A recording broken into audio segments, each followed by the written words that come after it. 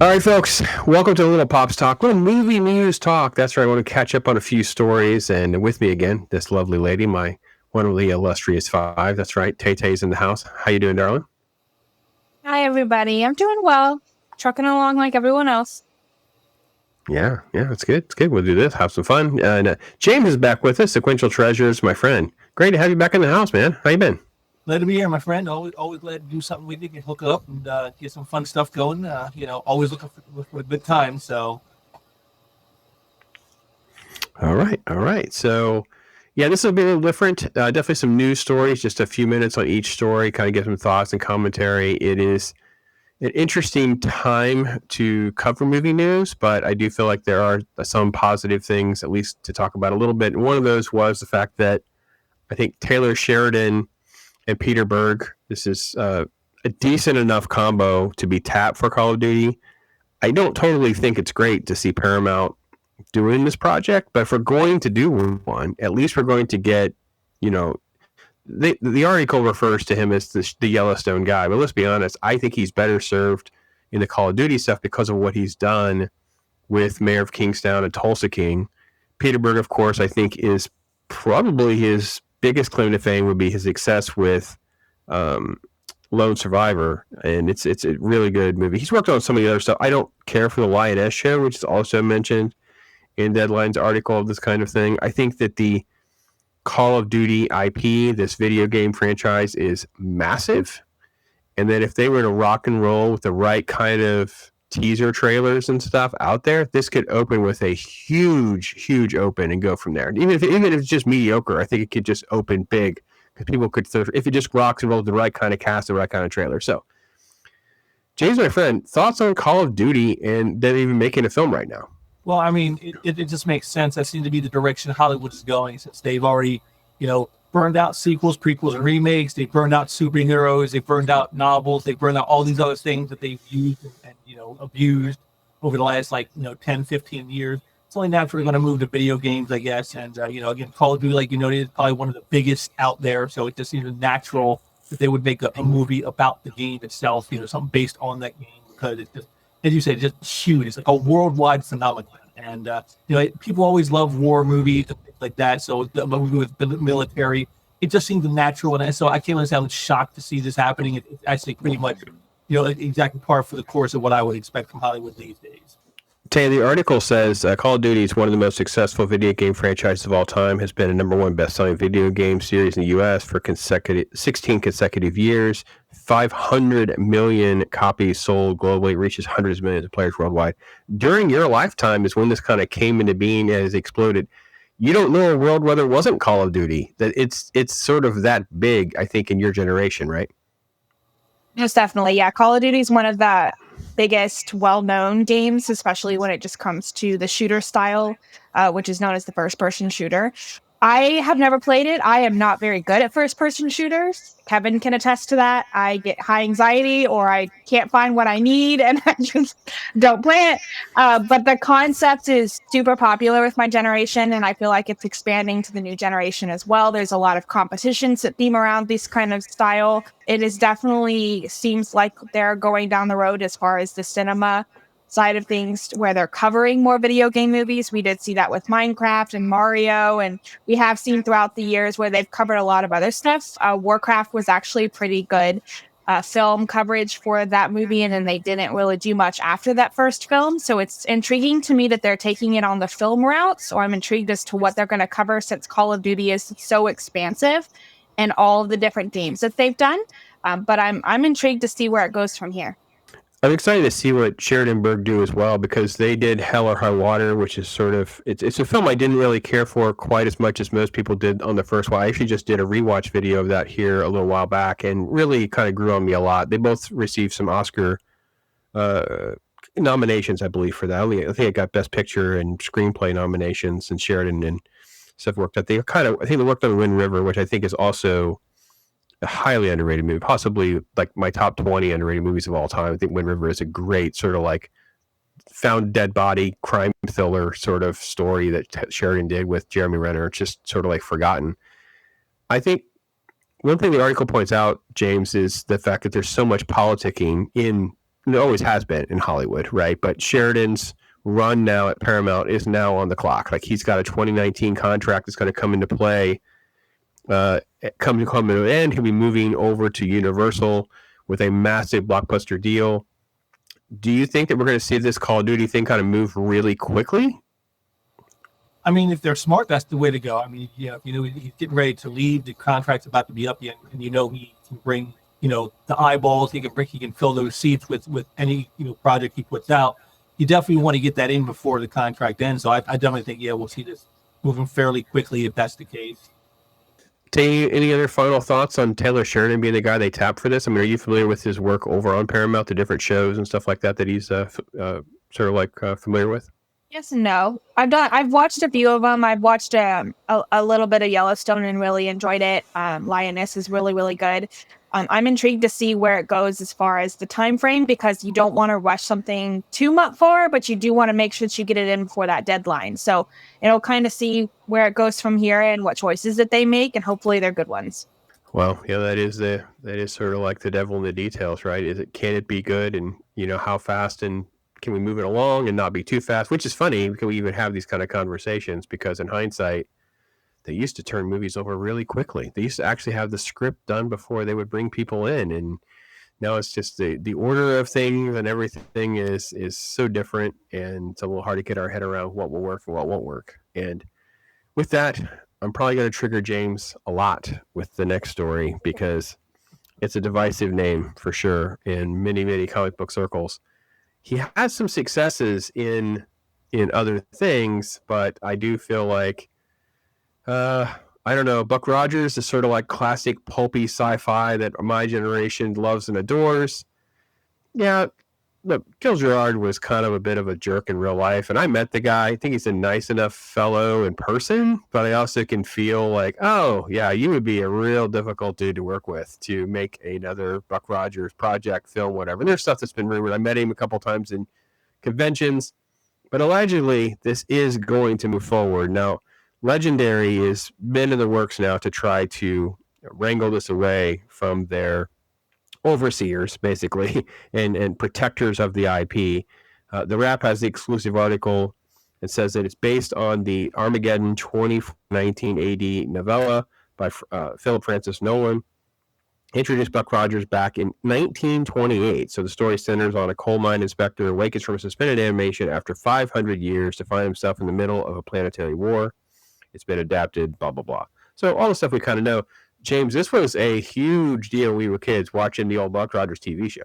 Oh, yeah. It's one of my favorites is the Gil Gerard Buck Rogers here. And I, just love that show. Ampy humor, the action, the beautiful women. I mean, it's like anything like a teenage boy would love, watching the show like that. And so, yeah, I was definitely interested when I saw this pop up, because I like you, I've met Gil Gerard at a convention, and he even told me back then they were trying to work on something with this. Was it like 2494, I think they were going to call it. And I told him then, I'm like, I just hope that if they do it right. They give it the proper respect. Because I always loved your series, because it had that perfect balance of like campy humor and like serious action. And I really like that blend. And I hope that, any future project with that would follow in that vein, because that's really where I think the character shines, in that kind of a setting. And he said to me, he goes, well, I'm one of the executive producers who's going to be on it. And so definitely I will want that flavor myself. And so I'm hopeful on this one. Unlike a lot of other stuff I see out there. Yeah, I know that Zeb Wells on it. That's a little bit of a worrying thing, but I hope if Gil Gerard is involved in this, and some others who like understand what the character is, the type of story that's being told with him, I'm a little more hopeful on this one. This will actually turn out to be something worthwhile, not just for the new fans, but for the old fans too. Tay, I mean, I'm not sure what you know about Zeb Wells. He is a very divisive comic book writer. He is being propped up here in this article and many others because of his work in film, because he's kind of come in and done a little bit of some screen work and some different things he's done, including on the co-writer credits on Deadpool and Wolverine. But I wanted your thoughts. By the way, it's great to prop up the movie that made like a ton of money. They sure didn't mention that he also did some writing on The Marvels or She-Hulk or Love and Thunder. So with all of that said, Tay, what was your thoughts on Buck Rogers adaptation? I'm intrigued to see where it goes with the modern feel and technology that we have with a lot of sci-fi things that have been done recently. I don't know how it'll turn out. It all depends on the writing and how they do the episodes. That pilot's going to be one of the biggest things for them. If they don't pull off a strong pilot, I don't know if the series is going to be able to continue from there. I don't think at least the articles that I was reading on it, I didn't see anything about a platform that they have set 100% as to where it will be taking place for the show. So I think that that'll also kind of hinder an audience, or if they'll be able to push that. But I actually know Zeb from his comic book side more than I do anything. Obviously, I've seen the things that he's done for film, like the Deadpool and some of the Marvel stuff that he's worked on. But I actually learned about Zeb from the New Mutants comics. So I don't know if it's going to be his cup of tea, because this is definitely a different take on a classic character and a classic stories that he might lose a lot of people if he really screws it up. So we'll see where it goes, but it doesn't seem like it should solely be on him as far as pulling it off either. So we'll see what they do and where the casting takes us and kind of go from there. Yeah, I think all the articles that I'm reading, though, they're actually leaning into a film here, not another TV show. Just to clarify what you were saying, I think that they're leaning into doing an actual film. I don't know that this is all finalized. This is all very early stuff. It's some interesting news. I will note that, his Mutants thing may be somewhat received by some folks, but his Amazing Spider-Man thing, it died on the vine for me, man. I could not get past the Amazing Spider-Man thing. It was atrocious. James, Zeb doesn't have fans in the comic book circles, does he, my friend? Not very many. No, I can't think of anybody who really would champion his work. I mean, he may have done one or two little things people say were decent, but it's more along the lines of, like you said, the Spider-Man runs would probably be the nail in his coffin. It's like that's what he's going to be remembered for in the comic industry, and that's that would not be something I would want if I was a creative mind in the comic book industry, to have that be my calling card. Well, I just want to tell you, I kind of, with you guys, I'm very mixed on this. I think that what we're going to see now is, who they bring in to direct it and what the cast starts to look like. Because if we lose what, James, you were saying earlier about like the hot girl factor, you're really going to lose the part of it. Like it has such an interesting feel and flavor. And then if you move too far away from that, it doesn't work. Tay, what is your memories of even Buck Rogers, or do you have anything that sort of like sticks for you? I don't remember you guys really embracing this much at all, even when you were kids. Not really. And that was one of the things, is that it was definitely not my generation a whole lot, but you did introduce us to a lot of things. I don't recall a whole lot of any moments. It would definitely be something that I could probably sit down now and enjoy, just because I do enjoy a lot of those older like feel shows and the fantastic writing that was done on them. A lot of the newer stuff just doesn't connect as well as it used to when it comes to being able to keep that sci-fi genre going in a TV show, where it starts to drop off in the storyline and you just don't enjoy the characters as much. So I'm intrigued to see how this turns out, and hopefully it's done well. We want to obviously always stay positive whenever these announcements are made, but it's all going to depend on who they get to work on it. Yeah. Well, I don't know. I'm pretty mixed on that one. It was rough. Taylor has said many times, like, I want to be excited, but then I look at the names they attach to it, and it kind of brings me out of it. And that one was rough. Like, Zeb Wells was a tough name for me. Like I said, they sure did want to cherry pick out his resume of the old, Deadpool Wolverine, and not the other litany of failures in the old screenwriting category that he has had. Not just counting comics, just counting the screenwriting side of things. So, yeah, no fan of the She-Hulk show, no fan of the Marvel. Well, I think the Marvels was, doomed from concept. I don't think I can blame Zeb Wells for, the Marvels conceptually, but She-Hulk had every opportunity to not be such a crap fest, but he didn't help anyway. So that brings me to another nostalgia one. It's been a rough nostalgia run, and yeah, James was right when he talked about ideas and such. Gremlins 3. Now, this one's interesting for me because I'm in this category of folks who actually liked the Final Destination Bloodlines. Now, some folks have come out with some hate recently. Now it's on digital and stuff, people can see it and whatever. But for me, I actually liked Final Destination Bloodlines. For me, was the best one that they've ever done. I thought it was phenomenal. compared to the other stuff. I don't find them particularly interesting. However, this is not only happening, it's moving very quickly through the process, and I'm not exactly sure I expected that. They're saying it's going to be basically just ahead of Thanksgiving in 27. So that means they're going to move pretty quick on all of this happening.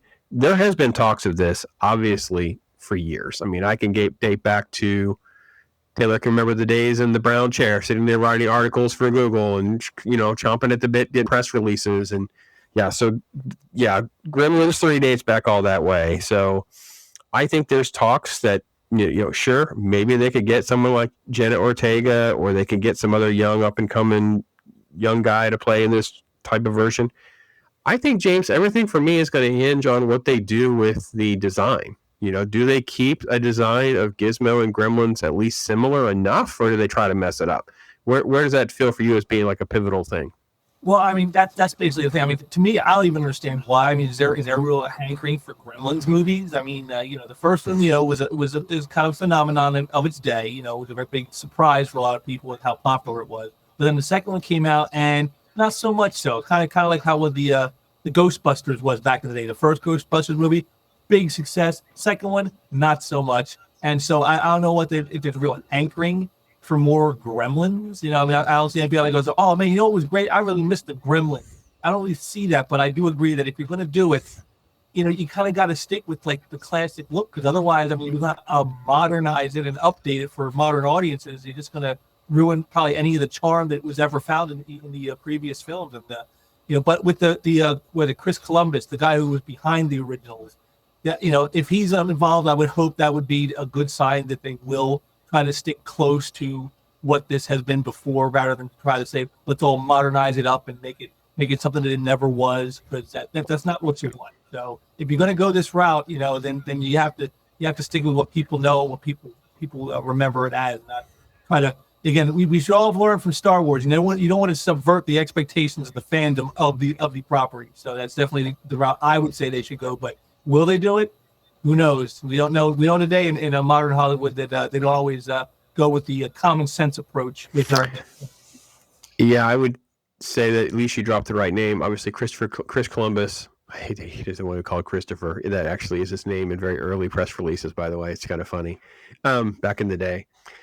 Chris Columbus was set to write and direct. I think he is still writing. I think he's just bringing in these guys to work up the script and get it, I don't want to say a modern feel, but kind of just jazz it up based on the way he did with Final Destination. I think they brought some of the stuff that the modern audiences will like, in the sense of the action and trying to work things in, but he didn't sacrifice any of the trope. He didn't bring in a lot of the crazy politics, social justice stuff, or anything like that. I think Bloodlines was a good fit for that. Taylor, did you get to Bloodlines? Do you have a frame of reference on that? Yeah, I love Bloodlines. We watched that one together. You're the one that got me into it, and I thought it was so great. I still have that nostalgia connection to the first Final Destination, but after that, it really just started to lose me. And I do agree that I think Bloodlines was fantastic and everything that it needed to be for bringing the franchise back. I'm intrigued to see where they go with this, but just like everything else, when it has that, like, we're just doing it again kind of feel, you start to kind of lose hope in the system, to wonder why they're doing it again. And we don't want these monsters that we know and love to change drastically, to where you lose that audience of people that were introduced to this franchise originally. But I do think that they have a lot of people standing behind them that hopefully will do justice, at least to the script side, and it'll just kind of be a matter of how they make these monsters look. Like, if Gizmo's not Gizmo, I don't know if they're going to be able to hold my attention. Oh, okay, that's fair. If your generation is also attached to the look of Gizmo, they're doomed if they change it. I totally agree with that. And I think if they try to CGI all this up, it's also going to cause a problem. But I think that Chris Columbus, like, keeping the reins tight on the rights, like, he's kind of like the person. He's got the rights there, and I know Spielberg will be executive producing again and all of that. I think the story lends itself to just almost being too easy to write. I know that sounds crazy, James, but it feels like Ghostbusters, Afterlife, and some of these other ones where it's like, well, another group of kids don't even know what Gremlins are, so they're just going to have another kid, or probably be like a Jenna Ortega, another girl, who gets it as a gift or gives it as a gift or something like that, and they don't even pay attention to the old wise Chinese man telling them what the rules are, and next thing you have chaos and melee. What about Gremlins made it work for you that we could try to cling on to make another movie if we were doing it? Well, I mean, ultimately, I think that the movie's it's a story about personal responsibility, and that's at the core of everything about the movie. Both when how you treat Gizmo and how you dealt with the Gremlins. Well, it's all about personal responsibility. And again, looking at our world today, that's something very much lacking in a lot of places. Is people want to take personal responsibilities for things. So to see that in the film, if you don't have that, you kind of lose the heart of what the whole movie was really about. And so if you're not going to have that, you may as well not even bother. Yeah, that's fair. What say you, Tay? Yeah, I think it's going to boil down to the interaction between the child and the gremlin themselves. And if they end up bringing back Gizmo, so like if Gizmo's the actual main, it'll be intriguing to see how they show that interaction as a pet. I will say with the huge fad that's going on with the younger generation right now, there's like a doll that's called a Labubu. And when I originally saw it, I immediately thought of the Gremlins. So I'm intrigued to see if maybe that has some kind of effect on it as well. It could be something that where they bring in a little bit more of that younger audience to kind of have this as an intro scary movie for children, kind of where it's has that cutesy feel, but then it's like terrifying gremlins are the ones that come out.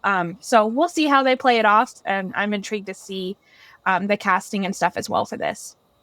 All right, well, mark my words. If they make this movie and it's remotely a success, whatever that looks like, there'll be fast track Labubu movie instantly. Like I'm talking like a blockbuster fast track deal will be done if Gremlins is a success. Couldn't agree more. Great call on the Labubu reference. Something I didn't even know about like 6 or 8 months ago, and it's just completely. It's like it's this massive, crazy, subversive culture of things. Your mother was like, "What is these crazy demon looking doll thing?" I'm like, "Yeah, I know. I don't know. I'm not doing it. We're not getting into that. Just so y'all know, we're not getting into that." So. Yeah, so many things, so many possibilities of being good and interesting. I will say I'm mixed because I would like to see something good done to make people appreciate Gremlins, like get to other generations. I don't want it to be called Gremlins 3 though. I wish they would have a different name, but it's fine. We'll figure it out. But other than that, we'll see. The final story is probably like the first story that needs to be sort of shared with everybody because it's the one that everybody's talking about in our little nerd circles. Super Mario Galaxy movie has got their first little trailer. It's like basically kind of a trailer. We'll do what we can with it. The big news is everybody's just still hung up on on Brie Larson. She is cast as Rosalina. That's pretty much the news. Like if you watch YouTube and see some different people on some of the other socials, it's like, why should Brie Larson ever work again? Because we hate her, basically. And it's like, okay, hold on. First off, she's not terrible at everything. And it's not all her fault that, these things, she's grown to get the hate she wanted. But she also like turned on fans. She went out and attacked men. She become like the poster child before Rachel Zegler decided to take it from her of everything wrong in Hollywood. So she's got to kind of, an animated movie is probably her best course of action to get some love back in fans and find some people again. I'm not really familiar with Benny Safdie. He's basically going to be Bowser Jr. And you have just a little bit of generic stuff. He talks about how the sequel is going to pick up where we left off. It's going to be one of those sites. It's going to give us some headaches here. Transform into a miniature version of himself in the news story. Mario, Luigi, and Princess Peach will venture into the galaxy, traveling to different lands. We knew all that. And here's our first little look. So, don't know what we'll be able to see because we have to be careful with copyright because I can't play sound. I'm not going to do sound. I'm not going to get greedy and try to do sound also. So everybody out there be mad at me. They can't hear it. Sorry. I didn't really find too much to have issue with. We have pretty much all of our different things that got them all their money and their big successes. I don't know callback. I don't know. I'm not a big enough fan to know much of the references or what's going on. I just know he's obviously tiny and they still have him. That was pretty much the gag they got me on the beginning of the trailer. I don't know if you guys had a chance to watch the trailer or not. Basically just built a little castle for him So he kind of like he's just a little tiny Bowser that lives in this little castle, like in their dining room foyer or whatever. So, goes Illumination's doing their thing. He has like a goofy, silly little voice now. And then did this thing for past Princess Peach, and it's kind of little thing. Taylor, did you get a chance to watch the trailer at all? I did. Yeah, I watched the trailer. Of course, my kids are super excited for this one, so I had to watch it a few times. Okay. But yeah, I'm intrigued by it. I'm kind of happy that they are bringing in other characters. So the Rosalina, despite the casting, I think, like you said, it does. I feel like it does a positive for Brie Larson that it is an animated film and it's not a live action.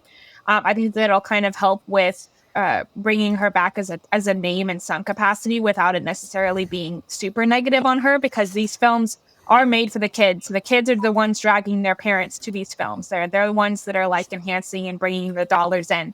I think it's going to be intriguing to see where they go with it because of the name of this film being based off of one of the most successful Super Mario games for one of the newer consoles. So adds a Super Mario Galaxy storyline and bringing in Rosalina and Luma.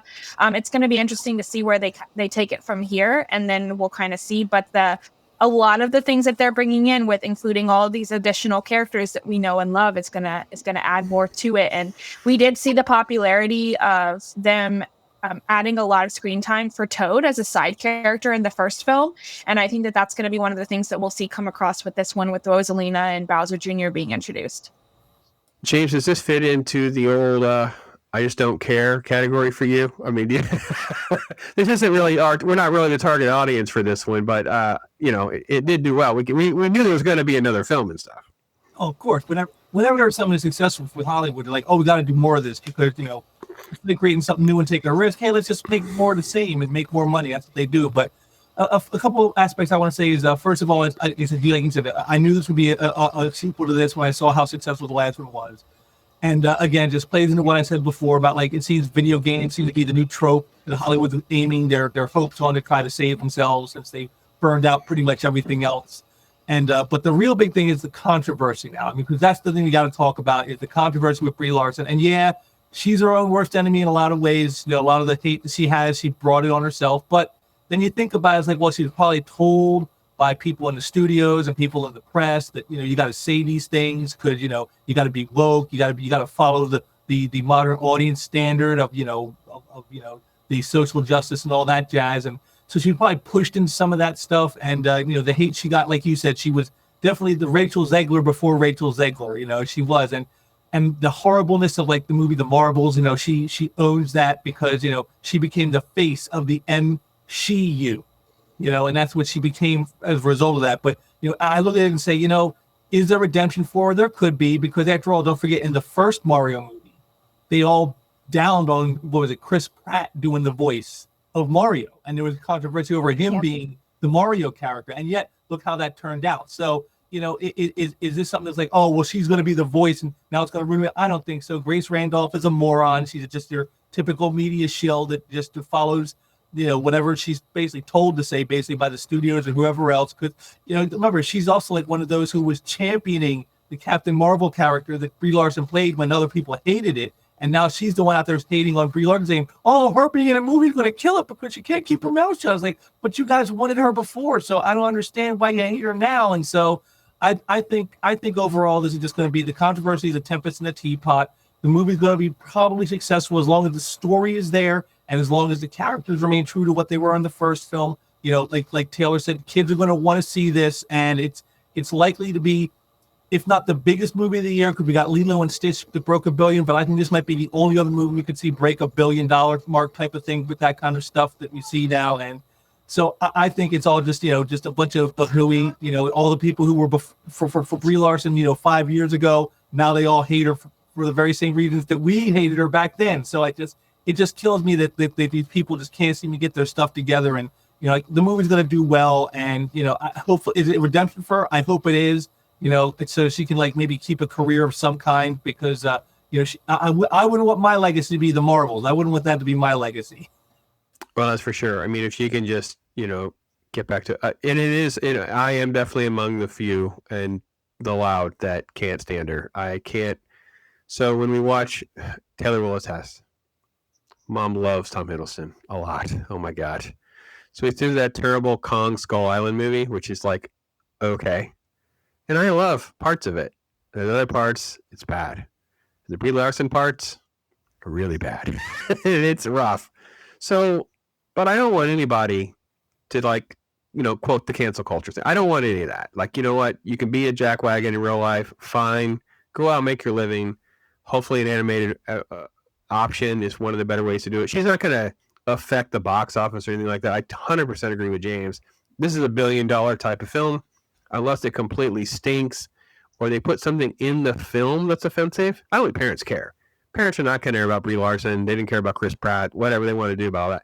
But they put something offensive in the film. The parents are like, I'm not going to take my kids to see that again. That would be a problem. As long as they don't do that, they're fine.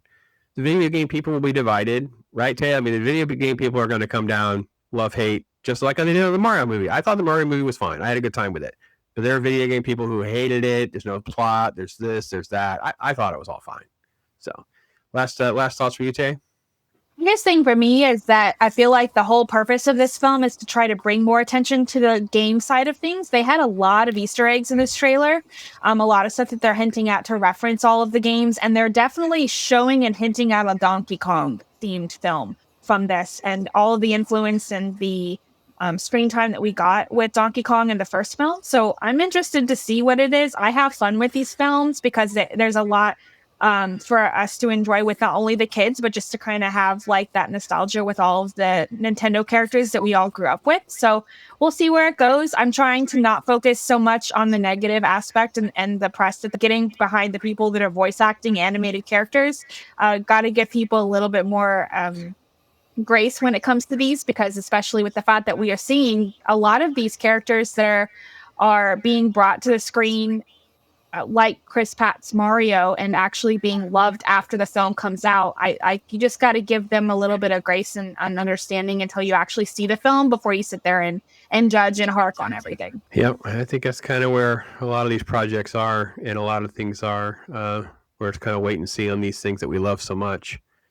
All right, I'm just going to squeeze in a couple of little fast-hitting things that these folks haven't we didn't talk about or precursor. There's stuff that actually broke over like the last 24 hours or so. So this is kind of unplanned, unscripted. I didn't know about that. I didn't know about this until today. James might not have even seen it because he's on the West Coast. Yeah, Jeff Johns got the green light. They're going to move forward with a Redcoat movie. This just got announced that Atlas, which is a very small company, they put some money behind adapting Ghost Machine's Redcoat. If you're not familiar with Redcoat, let me describe it as a Benedict Arnold sort of story. The British deserter mistakenly gains immortality during the American Revolution. He's forced to face his cowardly past and fight against a sinister plot to destroy America, reminiscent of the bombastic historical action of Pirates of the Caribbean and Indiana Jones. Redcoat pulls back the curtain of American history to tell a legend of unknown hero. Obviously, Brian Hitch did the art in the comic book. Jeff Johns did the writing. If you are not familiar with Ghost Machine, you're kind of missing out because these are some of the better comic books that have been done over the last 3 years. Redcoat is an easy adaptation because you just costuming and location is going to be the hardest thing. It's just humans. Don't need a lot of CGI unless you're going to enhance some of the army scenes or something like that. I think that it fits stuff that people wouldn't mind going to see and having fun. It's an original IP concept. You have tons of fun alternate history stuff that's in there with an alternate Albert Einstein and all sorts of crazy stuff. So I don't know, James, is this surprising you? This happened pretty quick. It is surprising how quickly it happened, but as far as like doing it, it just seems like a natural because pretty much all the Ghost Machine comics seem like almost like pitches for movies or TV series, And so to see Redcoat getting a movie, it only makes sense to me, and it's probably the most out of all of them. It's probably the most easily adaptable one is Redcoat. So it is surprising they're doing this. No, but it's surprising how fast it is happening. That is the real surprise here, and I hope that Jeff John retains at least some control of what goes on here, because I wouldn't want a bunch of Holly weirdos going in there and changing up exactly what the character is and whatnot. Again, it's always a concern nowadays. It used to be, but it is now, and So I hope he retains some control in like, maybe not so much like casting or whatever, but in like the direction of the story, because this is like his big baby over there on Ghost Machine. So, you wouldn't want that just be put in the hand of anybody. Yeah, I agree. I think that is, but I think we've said that pretty much repeatedly through the whole thing, because we're in an age where it seems like things that we love are getting manipulated and changed. This is the Oppenheimer producer, Charles Roven. He brought in, he actually has got the Oscar for Oppenheimer, and he's the one that's kind of backing this and moved it on through far. But I will say also, not a big fan of, those kind of changes, Taylor. And he's also doing like a new Thomas Crown affair with Michael B. Jordan. It's like, well, we're going to race swap Thomas Crown. We can't make a different Thomas Crown. So even though Red Coat and everything else can be a good story, are you familiar with the Ghost Machine and all of that kind of stuff? What are your thoughts on this one? I am familiar with Red Coat specifically, so I'm intrigued to see where this goes. I actually had no idea this was happening, so this is definitely a pop-up like, oh, okay. I like, and I'm trying to stay hopeful with the fact that this is a smaller studio that's working on this. It's not like a big name where they could possibly come in here and completely ruin the story. And like you guys said, it also does help that this isn't that hard to pull off. Like, there shouldn't be a reason for them to screw this up if they do the casting right. If they write what they're reading, essentially, it'll pull itself off and it'll flow perfectly into a film. So we'll kind of see what happens from here and what updates we get.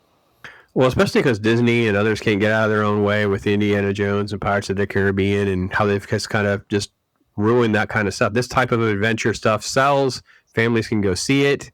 You can have a good time. The comic book has a lot of funny moments. It's a lot of, it just reads like a film and can be easily a nice, amusing time. The other big news, which should have been no surprise, we talked about Superman here on this channel. I've been guest on other shows. There was a deleted scene involving Brainiac. It is official. Brainiac is going to be a villain in Man of Tomorrow 2. Nick Holt's Lex Luthor is going to be teaming up with Brainiac. I don't know that we're getting really a lot of new information per se. Shouldn't be a surprise. Almost like a little late to the party getting the Brainiac stuff in there.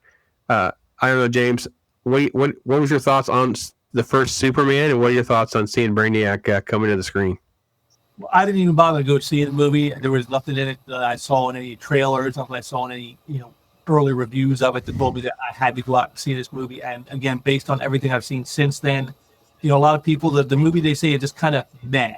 And so I don't feel like I've missed out on anything. So like, this does nothing to make me think, oh, I should go out and see that movie now so I could catch up and see what this is. There's nothing there producing, I think, over there right now that has me excited for a superhero movie, which again, considering the comic geek that I am, you would think I'd be the one championing all this, chomping at the bit, wanting to see this stuff. But it's just like they've so denigrated and degraded the concept of what the heroes are supposed to be, and they don't seem to understand, how to properly portray the characters, that it's kind of killed my interest in going to any kind of films about them. It's like, they can't even get them right in the comics, so why would I want to spend, $25, getting some popcorn and a soda and a ticket to go see them do the same thing on a big screen? So yeah, this does absolutely nothing for me. I have no real interest. There's no real fire for me to go, wow, I got to see this. And again, Brainiac, just another character for them to screw up, I guess. That's all I see it as. Okay, all right. Tay, any optimism out of you? Yeah, I'm trying to be as optimistic as I can. As I was being raised as a DC kid, it's really hard that they can't do justice, no pun intended, to these characters. Because they've tried over and over and over and over again with this stuff. And it's just, it blows my mind that they just can't put it on screen with it and pull it off with not even with the original trio. And I think when we covered that film, we really talked about how we enjoyed one of the back end characters, which was Mr. Terrific, more than we enjoyed anything else. Yep. And just like everything else when it comes to superheroes, I enjoy seeing them. I keep the child mindset whenever I do go see them so that I'm not criticizing it. Sometimes, depending on the circumstances of like early reviews, we don't see them until they come out. It's hard for me to enjoy the Superman and all of that with the newer stuff that's come out over the last few years, just because they don't do what I would hope that they would do with some of my characters, or bring in people that are new on screen instead of doing a repeat over and over again. So I don't know. We'll see what happens with it. Brainiac is just another person, so it doesn't necessarily mean that they'll do really well just because they're introducing a villain that we haven't really put on the forefront yet. But we'll kind of play it by ear and go from there. And if we watch it, we watch it. Well, if you remember what I said I don't understand why they cut the scene. Like Brainiac, it being revealed in a Stinger scene that he actually manipulates this message that changed the entire essence of the movie. Like, it made so many people mad, was that the message from his parents is like making it seem like go to Earth and dominate these weak humans, which nothing makes any sense. Like, it makes no sense whatsoever in the Superman lore that'd be the thing. I don't even feel like that was part of the story. I think it's something that got cut and they shouldn't have cut it. And he just kicked it to this movie, and we're going to find out Brainiac did this. The problem is they didn't tease Brainiac in the Stinger. Like, I don't understand. Like, so yeah. I'm happy. I'm not shocked at all. At least there is confirmation. The one thing I'll tell you that I've noticed is this has landed like a lead balloon on social media in the last 24 hours. I don't see anyone talking about this yet. Maybe it'll get some legs in the course of the week. It's just happening too late in the week. I think it's also part of the problem, but maybe we'll get something. Nerdrotic has a massive show on Friday, so maybe his show will pick it up and that will get everybody copying that or whatever. And I won't be able to get this clip out as fast as it's breaking because we're recording this on a Friday. By the time I get it out, it won't be until tomorrow. So yeah, I don't know. I think I'm with James, and obviously Taylor, I talked about it, and I've talked to other people that I just feel like James Gunn was never a good fit for Superman. I don't have a problem with him. Let's say he's going to coordinate some things with other DC people, but we can't get out of their own way, man. They just don't. They don't want to adapt to decent stories, and I don't see anything in Brainiac's historical presence in Superman lore that they would adapt. So who knows what we're going to get? But it is confirmed, and you heard it if you are catching this. It was recorded before most people were talking about it, just so people know. So anyway, with that said, folks, the links are in the description to connect with these wonderful people. My daughter Tay, she's there. You can check out some of the stuff that we've been doing together. We've got some great videos. And James, as always, man, is a dude that makes me feel like I don't know anything about comics when I talk to him about comics, because he's even a bigger uber nerd about it than me. I got to be honest. So, James, talk a little bit about some of the stuff that you've been doing lately. I feel like they've been for me lately. I got to be honest. I feel like they're directed for me personally, and I know they're not. No, yeah, I can see that. In case people were wondering, I do this thing called Why It's Great, where I take an issue from the past. I talk about why it's so awesome and why you should want to check it out. I also do a thing called Artist Appreciation, where I take some comic art from my own personal collection. I talk about why I like it and why I wanted to possess it so badly. And Pops is referencing the fact that last week I did two that were Batman related in the 400s, and that's like his prime time spot for his favorite. Yeah. So it was like right up his alley. But yeah, I'm doing those, and I just started a new feature called Should Have Been a Comic, where I take a cartoon from the past, something I probably grew up watching, because there weren't many I didn't back then, and I talk about how why it was so good of a series and why it's so surprising that it hasn't been made into a comic yet. And my first episode of that probably just went up, went right around the time this is going up. So you should go over there and check that out. It's a new feature. So it was one that was actually requested by somebody in my comment section. So, unlike in the comics and the movies today, I truly believe because you demanded it means something. So,